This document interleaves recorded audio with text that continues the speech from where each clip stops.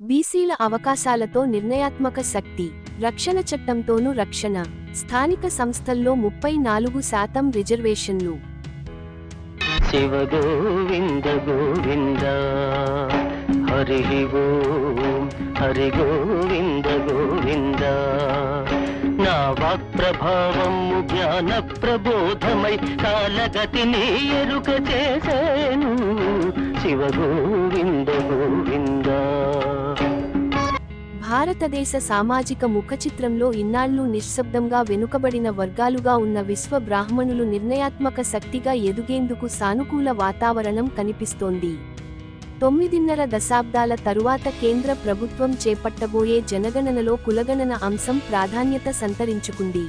విశ్వబ్రాహ్మణుల జనాభా సంఖ్యను తక్కువగా చూపి నిధుల కేటాయింపులోనూ రాజకీయ ప్రాధాన్యత కల్పించడంలోనూ అన్యాయం జరుగుతూ వచ్చింది. ప్రభుత్వమే జనగణనలో కులగణన చేపడుతున్న నేపథ్యంలో ఖచ్చితమైన లెక్కలు తేలనున్నాయి. మరోవైపు రాష్ట్రాల్లో స్థానిక సంస్థల రిజర్వేషన్ల పెంపు, వీటన్నింటికీ తోడు బీసీల రక్షణ కోసం ప్రత్యేక ముసాయిదా చట్టం. ఇవన్నీ చూస్తుంటే బీసీల జీవితాల్లో మంచి రోజులు వచ్చాయని స్పష్టమవుతోంది. కేంద్ర రాష్ట్ర ప్రభుత్వాల తాజా నిర్ణయాలతో బీసీ వర్గాల హర్షాతిరేకాలు వ్యక్తం అవుతున్నాయి. ఇదే క్రమంలో బీసీ రక్షణ చట్టం జనగణనలో కులగణన గ్రామస్థాయి నుండి బీసీలకు జనాభా దామాషా ప్రకారం రాజకీయ రిజర్వేషన్లు అమలు పారదర్శకతతో అమలు చేయాలనే డిమాండ్ బలంగా వినిపిస్తోంది. దశాబ్దాలుగా వినిపిస్తున్న ప్రధాన డిమాండ్ కులగణన. కేంద్ర ప్రభుత్వం కొద్ది రోజులలో చేపట్టబోయే జనగణనలో కులాల వారీగా డేటాను సేకరించడం వల్ల బీసీల వాస్తవ జనాభా లెక్కలు తేలనున్నాయి. జనాభా దామాషా ప్రకారం బడ్జెట్ కేటాయింపులు జరిగే అవకాశం ఉంటుంది. ఏ కులం ఎంత వెనుకబడి ఉందో తెలిస్తే దానికి తగినట్టుగా ప్రత్యేక సంక్షేమ పథకాలు రూపొందించవచ్చు. ప్రస్తుతం అందుబాటులో ఉన్న పాత గణాంకాల స్థానంలో శాస్త్రీయమైన డేటా రావడం వల్ల రిజర్వేషన్లపై కోర్టుల్లో ఎదురయ్యే న్యాయపరమైన చిక్కులు తొలగుతాయని భావిస్తున్నారు. జనాభాలో సగభాగం పైగా ఉన్న బీసీలకు రాష్ట్ర స్థాయిలో స్థానిక సంస్థల ఎన్నికల్లో బీసీల రిజర్వేషన్ల పెంపు అనేది అట్టడుగు వర్గాలకు లభించే గొప్ప రాజకీయ అవకాశంగా, బీసీలలోను నాయకత్వ ఎదుగుదలకు ఇదొక అవకాశంగా చెబుతున్నారు. గ్రామ సర్పంచి నుండి జిల్లా పరిషత్ చైర్మన్ వరకు బీసీలకు ప్రాధాన్యత పెరగడం వల్ల అధికార వికేంద్రీకరణ జరుగుతుందని, కేవలం ఓటు బ్యాంకుగా కాకుండా విధాన నిర్ణేతలుగా బీసీలు ఎదిగేందుకు ఇది దోహదపడుతుందనే అభిప్రాయాలు వ్యక్తమవుతున్నాయి. రాష్ట్ర ప్రభుత్వాలు ఇప్పటికే ఈ దిశగా కసరత్తు చేస్తుండటం శుభపరిణామం.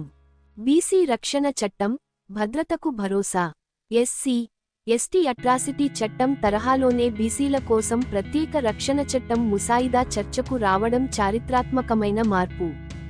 గ్రామాల్లో, పట్టణాల్లో బలహీన వర్గాలపై జరిగే దాడులు, వివక్షను అరికట్టడానికి ఈ చట్టం ఒక కవచంలా పనిచేస్తుంది. చట్టం అమలులోకి వస్తే బీసీలకు ఆత్మగౌరవం, రక్షణ లభిస్తాయి. సామాజికంగా వేధింపులకు గురయ్యే వృత్తి కులాలకు ఇది కొండంత అండ. ప్రస్తుత పరిణామాలు కేవలం ఎన్నికల హామీలు మాత్రమే కాకుండా ఒక బలమైన వ్యవస్థీకృత మార్పుగా కనిపిస్తున్నాయి. విద్య, ఉద్యోగాల్లోనే కాకుండా సామాజిక భద్రత మరియు రాజకీయ భాగస్వామ్యంలో బీసీలు తమ వాటాను పొందే సమయం ఆసన్నమైందని చెప్పొచ్చు. చట్టసభల్లో ప్రాతినిధ్యం, చట్టపరమైన రక్షణ, శాస్త్రీయమైన గణన, ఈ 3 సూత్రాలే బీసీల భవిష్యత్తును మార్చబోతున్నాయి. మొత్తానికి కేంద్ర రాష్ట్ర ప్రభుత్వాలు బీసీల పట్ల చూపిస్తున్న చొరవ వెనుకబడిన తరగతుల సాధికారతకు బాటలు వేస్తోంది. ఇది కేవలం ఒక వర్గానికి సంబంధించిన ప్రయోజనం మాత్రమే కాదు, సమాజంలోని అత్యధిక జనాభా అభివృద్ధి చెందడం ద్వారా దేశ ఆర్థిక వ్యవస్థ కూడా బలోపేతం అవుతుంది. బీసీల ముంగిట కనిపిస్తున్న ఈ మంచి రోజులు నిజమైన సామాజిక న్యాయానికి సంకేతాలుగా భావిస్తున్నారు. ఆంధ్రప్రదేశ్ ప్రభుత్వం జనవరి 19, 2024 నుండి రాష్ట్రవ్యాప్తంగా సమగ్ర కులగణనను ప్రారంభించింది. గ్రామ మరియు వార్డు సచివాలయాల సిబ్బంది ద్వారా ఇంటింటికి వెళ్లి ఈ సర్వేను నిర్వహించారు. ఇది దేశంలోనే డిజిటల్ పద్ధతిలో జరిగిన అతిపెద్ద కులగణన ప్రక్రియలో ఒకటి. కులగణన పూర్తి అధికారిక నివేదిక విశ్లేషణ దశలో ఉన్నప్పటికీ, ప్రాథమిక అంచనాల ప్రకారం రాష్ట్ర జనాభాలో వెనుకబడిన తరగతుల వాటా 50% కంటే ఎక్కువగా ఉంటుందని భావిస్తున్నారు. ఆంధ్రప్రదేశ్ రాష్ట్ర బీసీ జాబితాలో ప్రస్తుతం 140కి పైగా కులాలు ఉన్నాయి. వీటిని సామాజిక, ఆర్థిక వెనుకబాటుతనం ఆధారంగా ఏ, బి, సి, డి, ఈ అనే 5 గ్రూపులుగా విభజించారు. విద్య, ఉద్యోగ రంగాలలో బీసీలకు మొత్తం 25 నుండి 29% వరకు రిజర్వేషన్లు అమలవుతున్నాయి. ఇందులో బీసీ, ముస్లిం మైనారిటీలకు 4% రిజర్వేషన్ ప్రత్యేకంగా ఉంది.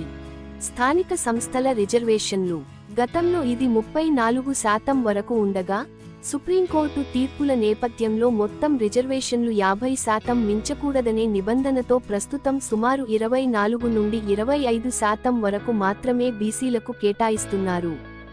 అయితే ప్రభుత్వం చట్టపరమైన మార్పుల ద్వారా దీనిని పెంచేందుకు మరియు జనాభా ప్రాతిపదికన అమలు చేసేందుకు కసరత్తు చేస్తోంది.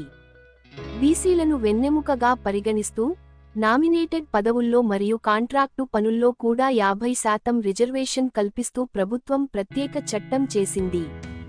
140కి పైగా బీసీ కులాల కోసం ప్రభుత్వం సుమారు 56 ప్రత్యేక కార్పొరేషన్లను ఏర్పాటు చేసి ఆయా కులాల అభివృద్ధికి నిధులు కేటాయిస్తోంది.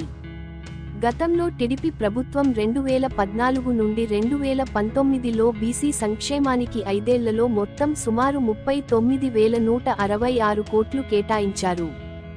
ఆ కాలంలో ప్రధానంగా విదేశీ విద్య ఆదరణ, స్వయం ఉపాధి పథకాలపై దృష్టి పెట్టారు.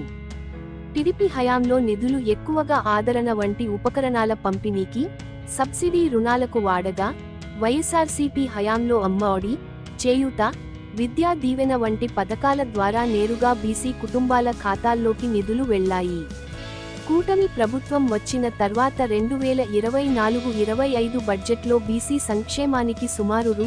39,007 కోట్లు కేటాయించింది. అలాగే రాబోయే 2025-26 బడ్జెట్ అంచనాల్లో దీనిని రూ. 47,456 కోట్లకు పెంచడం బీసీల పట్ల ప్రభుత్వాలకున్న ప్రాధాన్యతను సూచిస్తుంది.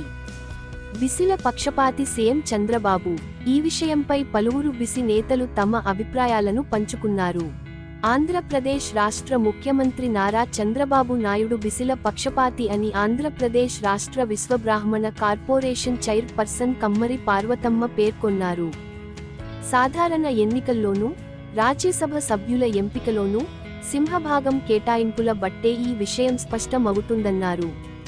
మళ్లీ నామినేటెడ్ పోస్టులు స్థానిక సంస్థల ఎన్నికల్లో బీసీలకు 34% రిజర్వేషన్లు దిశగా అడుగులు వేయడం పట్ల చంద్రబాబుకి బీసీలు రుణపడి ఉంటారన్నారు. కూటమి ప్రభుత్వం 34% రిజర్వేషన్లకు సంబంధించిన దస్త్రాన్ని న్యాయశాఖకు పంపించడం, న్యాయశాఖ ఆమోదించడం పట్ల కూటమి ప్రభుత్వానికి బీసీలు అభినందనలు తెలిపారు. నామినేటెడ్ పోస్టులే కాకుండా స్థానిక సంస్థల ఎన్నికల్లోనూ చంద్రబాబు తన మేధాశక్తిని, అనుభవాన్ని జోడించి 34% రిజర్వేషన్లతో వస్తారని ఆశాభావాన్ని వ్యక్తం చేశారు. పార్వతమ్మ చంద్రబాబుకి కూటమి ప్రభుత్వానికి బీసీల తరపున జాతీయ బీసీ సంక్షేమ సంఘం తరపున ధన్యవాదాలు, కృతజ్ఞతలు తెలియజేశారు.